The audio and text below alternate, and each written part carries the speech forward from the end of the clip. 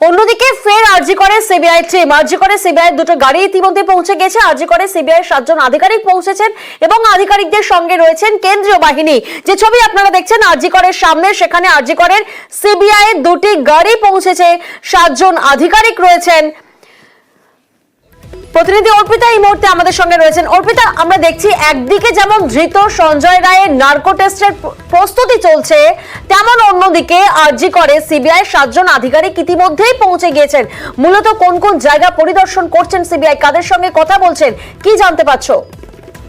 দেখো, তোমাকে জানিয়ে রাখি যে সিবিআই টিম ফের কিন্তু অ্যাকশন মোডে একেবারে, কারণ সিবিআই এর 7 জন অফিসার ইতিমধ্যেই আরজিকর হাসপাতালে, যেখানে কিনা প্ল্যাটিনাম জুবলি যে বিল্ডিং রয়েছে সেই একাডেমিক বিল্ডিং এ কিন্তু তারা এসেছেন এবং সেখানে প্রিন্সিপাল সহ অন্যান্য যারা হাসপাতাল কর্তৃপক্ষ তাদের সঙ্গে তারা কিন্তু কথা বলছেন।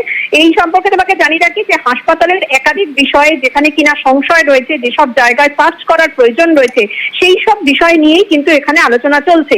কারণ এই সঞ্জয়ের যে গতিবিধি, সেই গতিবিধি সম্পর্কে যে রহস্যজনক যে জট এখন অব্দি রয়েছে, শুধুমাত্র সিসি ক্যামেরা নয়, সিসি ক্যামেরা ছাড়াও বেশ কিছু জায়গায় কিন্তু তার গতিবিধি সাসপিসিয়াস ছিল।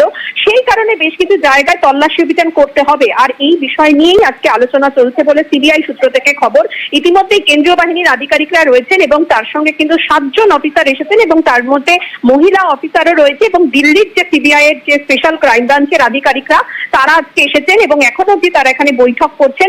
কারণ এই অ্যাডমিনিস্ট্রেশন বা হাসপাতাল কর্তৃপক্ষের সঙ্গে কিন্তু তারা আলোচনা করে তবেই কিন্তু বিভিন্ন জায়গায় তারা সার্চ অপারেশন চালাবেন। কারণ ঘটনার দিন অর্থাৎ 9ই আগস্ট দেহ উদ্ধার হয়, তার ঠিক আগের দিন রাত্রেবেলা কি ঘটেছিল এবং কোথায় কোথায় সেই সিসি ক্যামেরার ফুটেজ যেখানে কিনা কভারেজ হয়নি, সেই সমস্ত জায়গা খতিয়ে দেখতেই এখন ইতিমধ্যে সিবিআই টিম এখন অব্দি রয়েছে এই জুবলি বিল্ডিং এ। বেশ।